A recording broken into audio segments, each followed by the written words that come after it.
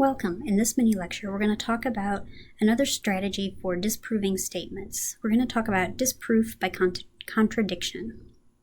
So in class, we talked about being able to disprove a statement by coming up with a counterexample. Sometimes coming up with a counterexample can be hard, and sometimes it's easier to assume our statement is true and come up with a contradiction. And that's what we're going to do this time. So here's our conjecture. There exist prime numbers p and q for which p minus q equals 97. So, to begin, we'll go ahead and suppose this is true. So we'll suppose there are prime numbers p and q such that p minus q equals 97. So we note that since the difference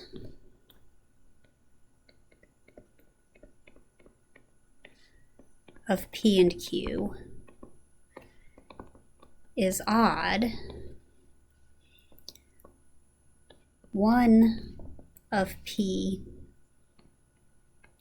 and q must be even. And thus the other is odd. So,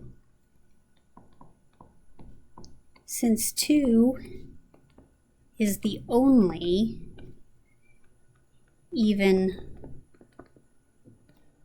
prime number,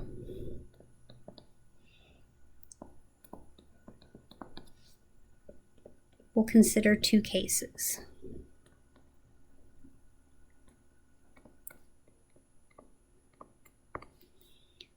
So case 1, we'll let p equal 2.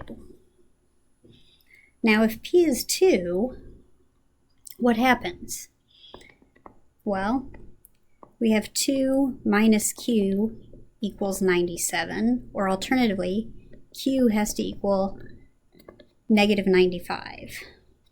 Well, what do we know about negative 95? It's divisible by 5, which in turn guarantees us that q is not prime. And that's going to be a contradiction, because p and q both had to be prime. So case 2, if we let q equal 2, then we have p minus 2 equals 97, or alternatively, p is equal to 99.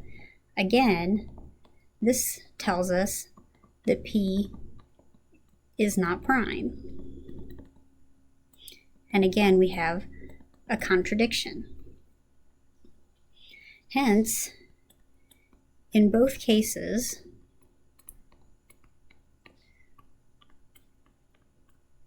we reach a contradiction.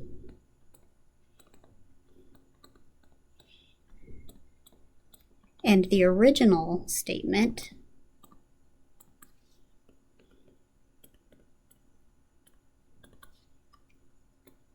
must be false. So, in this case, we assumed that our statement was true, but in working through the proof, we got to a contradiction, which means that the original statement must be false. So there's no prime numbers p and q that we can find that have a difference of 97. So, in this case, we aren't looking for a pair of numbers that works or gives us a counterexample specifically, but we assume the statement is true, come to a contradiction, which means our original statement must be false. So we now have two primary strategies for disproving a statement: coming up with a counterexample or disproof by contradiction. Thanks for listening. Have a great day.